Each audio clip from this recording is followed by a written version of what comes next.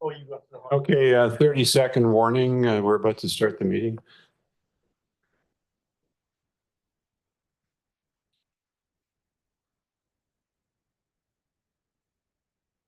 Down, what's the one down on Fifth Avenue where the tie hut used to be? Oh, yeah.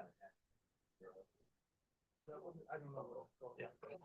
All right, everyone, welcome to the, what's the date today? April the 8th meeting of the Comox Valley Sewage Commission. And I'd like to thank everyone for being here today, including directors who are present here in the chambers of the regional district and staff who are attending. I'd like to acknowledge that our meeting is held on the unceded territory of the Comox First Nation, the traditional keepers of this land. And we'll start off with our resolution status report of April. A motion for receipt, please. Moved by McCollum, seconded by Cole Hamilton. Any questions or comments? All those in favor of receipt? Any opposed? Carried. And our first report is the Sewage Management Advisory Commission minutes of March 27th. A motion for receipt, please. Moved by Grant, seconded by Cole Hamilton. Questions or comments? I actually have one. No, I'm sorry. That's I'll save that for the dashboard. No comments. Director Kerr. Thanks, Chair. I just noticed quite a few references or comments made from Town of Comox staff about the kind of combining the ACCs and DCCs. And I think in another part of the agenda, we're talking about maybe coming back to this committee or this board, or the CVRD board about this. Just wanted clarification on the timelines for, rather than everyone looking at DCCs and ACCs together or separately, if there's some way to look at those together. And so it would just be a more streamlined process for those looking to develop. Thanks. Thanks. I can provide a bit of context around that. So the topic on the advisory minutes was related to the sewer DCCs and the update that staff have worked on and is nearly ready and able to be presented to the Sewage Commission. There was interest in having a more broad awareness, I think, of other DCC updates and the amenity cost contributions new framework that the province has put in place, so that there is that broad awareness amongst the development community and amongst the local governments and the decision makers when it comes to the new rates that may be considered. I think it's important that there is a collective awareness, but we also have to be mindful about the timing that these updates come forward in. And for example, those that may be ready and able to be presented, if they are held back too long, then those rates start to become out of date. And there's also lost opportunity to collect charges that will go towards those development projects. So there's a balance there, I think. The CAOs are discussing how best to present that and how best to bring that forward. I think several of the local governments have DCC updates that are in the works and are soon to be coming forward to the decision-making bodies. So it's just a matter of the timing to make sure we find that right balance. Thanks very much for that. And with no further questions, we'll vote on receipt. All in favor? Anyone opposed? That's carried. And we now have the Comox Valley Sewage Conveyance Project Construction Progress Dashboard dated April 25th for receipt. Moved by Grant, seconded Cole Hamilton, and over to staff, please. Thanks, Chair. Charlie Gore is our Senior Manager of Capital Projects Delivery, and Charlie will walk us through this April 2025 dashboard for the project, conveyance project. Charlie, over to you. Thank you, CAO. Thank you, Chair. So I have a short presentation just to bring the Commission up to speed on where we're at in the project and the things that we're focusing on and monitoring. As you will have seen in the dashboard, when I can get this thing to go. Yep. We are really kicking along on the force main. So we're 65% complete now. You can see the green line up on the screen is starting to be longer than the orange line, which is a very exciting milestone. And our two contractors, one is on Rodello right now, just about to pop out on Comox Avenue, and the other is fast approaching the westernmost limit of our project. The Waco team is several weeks ahead of schedule. and the Maple Napa team are keeping schedule. So they're really holding to that overarching schedule that we've communicated to the public, which is fantastic. And we intend to keep to that schedule for the remainder of the project on the force main. So I think things are going really well out there with regards to the force main, and you can see some photos here. The photo on the left is of construction along Beaufort. As we approach Rodello there, you can see the nature of the downtown construction versus on the right, the nature of the force main construction out on Dyke Road. So this is nearing Glen Urquhart Creek on the way to Courtney Pump Station. You can see it's very different. It's much deeper out in the town of Comox and much more complex with the crossing utilities, whereas out on the Dyke Road, you can see we've got it strung out. We're able to keep it much shallower and a narrow work site to keep as much width open there for the cycling and the vehicle lane. Charlie, forgive me, what does MKJV mean? Maple Napa joint venture. Thank you. So it's the design build portion is being done by a local civil contractor, Napit, and a more Canada-wide for the pump stations, Maple Rinders. Great, thanks. With regards to the schedule, there is no update or changes to the overarching project schedule, but I do want to acknowledge that we are still having some issues at Courtney Pump Station with groundwater at the deepest portion of our wet well construction, which is delaying our construction there. We have no formal delay date from our design builder at this stage, but we do expect that may push out. But this does not impact any of the public facing portion of the project, nor does it push us into an additional winter of winter flows through our existing Courtney Pump Station. As you can see, the baseline schedule is finishing at the end of the winter of 2025, 2026. So if that portion of the project is delayed by several months, we're still in really good stead. We'll still be completing all the portions of the project that impact the public on time, and we'll just be delayed in commissioning the new pump station there in the farmer's field. One thing to note on advanced schedule is the original plan for the roundabout at Rodello Street was planned for 2026. But because Wacor are really doing so well with the force main, is that there is potential that we'll be doing both roundabouts in 2025, which would be a huge win for the overall traffic impact of the project.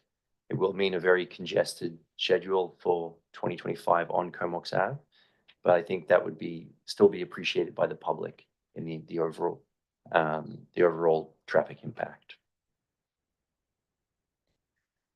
I know there's a lot of focus, and I'm sure you're hearing a lot about traffic. So I've got several slides addressing that. Some of the things that we're working on right now is monitoring the traffic lights and the optimization of the flow along our detour route. We're working really closely with city and town staff on this, and working with their knowledge of their systems. And we've had our traffic engineer out at certain intersections monitoring how those traffic lights are flowing and if there are any optimizations that they can recommend. And we're also working with Ministry of Transport and our municipal partners on the issuing of other permits. You may have heard about the traffic issue that happened last Friday, where BC Hydro were working outside of their permit window along Lerwick, and it really backed up all the traffic. But they were not meant to be out there, and Ministry of Transport are only issuing permits along our detour route at night, so that doesn't impact our traffic flow. And so we're very open to hearing from anyone that sees any other work happening on our corridor, because we need to shut that down as quick as we can, so that it doesn't flow back and impact our project. Excuse me, Charlie, is there any penalty to an agency like BC Hydro in that regard? I try not to weigh in on the penalties towards our crown corporations because they generally don't happen, but they should. But I'm not aware of how the province deals with the people working outside their permit windows. No, any extra financing for our little project would help. I'll mention that. I'll get James to mention that to BC Hydro. Another big focus I know is back roads. So I thought, and we've talked a lot about the monitoring along back roads. So I thought I'd bring some data to this meeting to show the commission what we've been seeing. You can see that we have from our baseline data and then the monitoring over the last month since we've started the unidirectional traffic. We did see consistently across the 3 locations where we have been monitoring, which is at back road on the eastern side of IR1, back road at McDonald, so the center part of the corridor, and back road near 10th. We have seen a very consistent doubling of that eastbound traffic flow along that corridor. But we have seen consistently across the board a reduction in average speed as well, which is what our traffic engineers estimated would happen, that we would, as you see more cars flowing, you see a reduction in speed. And the speed is what creates the safety issue. So the volumes that we're seeing are still well within the volume capacity of a collector road. However, we have heard from residents and we have heard from Comox First Nation that they have received some complaints about the volume of traffic. What I want to say is that with Waycor popping out onto Comox Avenue next week, that is going to completely change the incentives for not following our detour route. And we do believe that there'll be a drastic decrease in the people cutting through the final section of back road out onto Comox Avenue, because you won't be able to get through to Comox without doing another detour. However, you can see here the traffic data for McDonald. You can see it really jumped up at the start, but then has kind of leveled off a little bit. We do think that people will continue to use back road to McDonald as an unofficial detour, but we're not seeing volumes right now or speeds that are indicating a safety issue. And so we do believe the best course of action is to continue to monitor and continue to communicate about the detour route.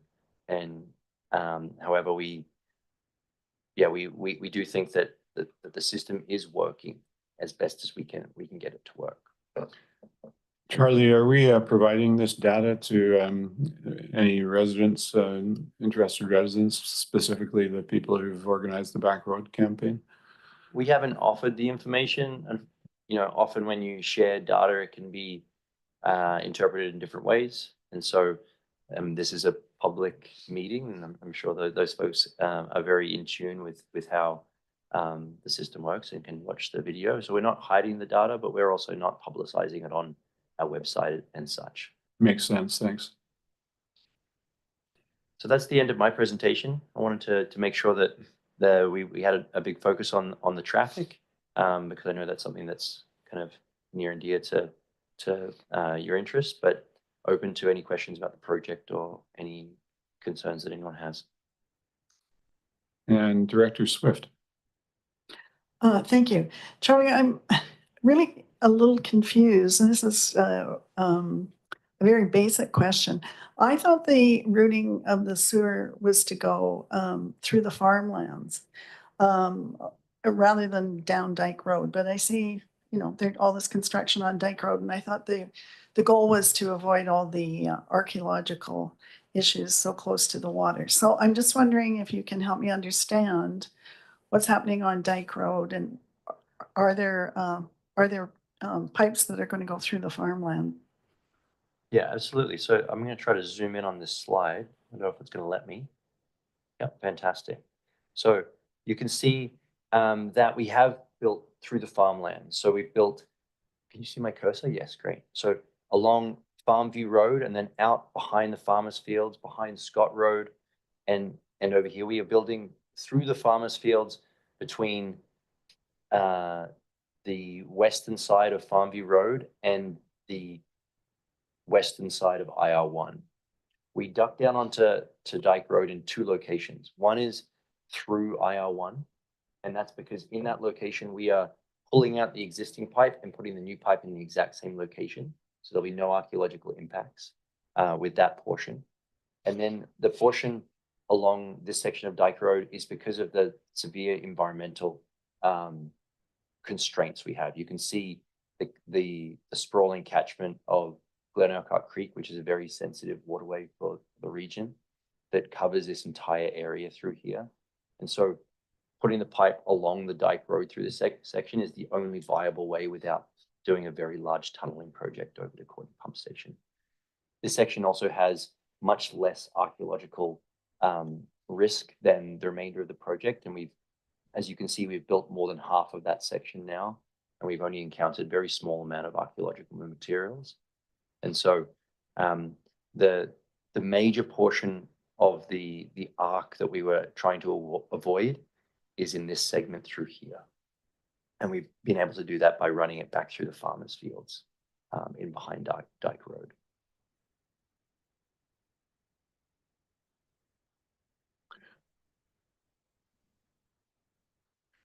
Thanks for that. Any further questions or comments? Director Grant? Yeah, thanks. Yeah, Charlie, I talked to lots of people out there and they all start with a bit of a complaint about the traffic. And then you go, yeah, but I think it's way better than I thought it was going to be. And that seems to really be the general consensus that it's not been anywhere near as bad as what everyone has envisioned. So good for the communications guys. And I just wanted to make sure that you guys knew that, you know, it's not horrible at all. So not in our town anyway. I go through Courtney every day. So I don't think I it's really as bad. appreciate that, Director. Yeah, we hear really mixed information. You know, we hear the sky is falling, and then we get really lovely calls about complimenting how it's working. Some folks on the Dyke Road want it to stay one way forever because they really appreciate the lack of.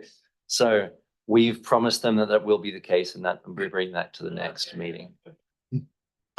Well, I have avoided back road, but in speaking to a couple of people who have taken it, they confirm what you're saying, that the volume is up, but the speed is down. So, and I'm just curious, we haven't had any further comment as elected officials from the people there, but you are still hearing from them, I understand, from your comments. All right, okay. Well, and I would just add to what Director Grant has said, that appreciation for the communication that is going on, because if they're not contacting us, they must be satisfied with the response that they're getting from you. So thanks very much for that. Yeah. Yeah, all praise to Ingrid for that. We get to overhear many of the calls that Ingrid receives, and a lot of them are spicy, and she does an incredible job about continuing to provide a very consistent message, which I think is one of the things I wanted to reinforce here. Is we really appreciate the support we have from the commission, and it's just really important to our team that we're the single point of contact. You know, we're seeing a lot of people reaching out to everyone they can, to all the municipalities, to Ministry of Transport, and we're working really closely with everyone so that they're just reverting everyone to us. And we just want to remind everyone that we have a team prepped with all our messaging, and we're very happy for you not to have to answer any questions and just pass on our contact details. It helps us being able to get that consistent message out. Good to hear. And Director Cole Hamilton.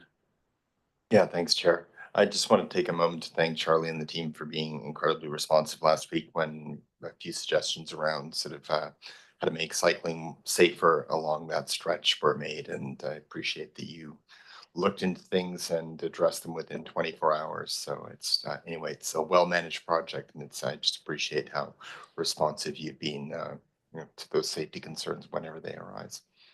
Absolutely. I went out on my bike. I went for a ride. So it was helpful to, I don't normally bike that way, but I went for a ride to experience it. And All right. So that's all from you on that? it is, yes. Thank you very, very much for that. We are in receipt. All those in favor? And none opposed, that's carried. And we will now move to the recommendation that we go into a closed meeting under subsection 90 of the community charter, 91K. A motion to do that, please. Moved by Kerr, second by Cole Hamilton. All in favor? That's carried. And we'll make sure the room is secure and then move into our closed session.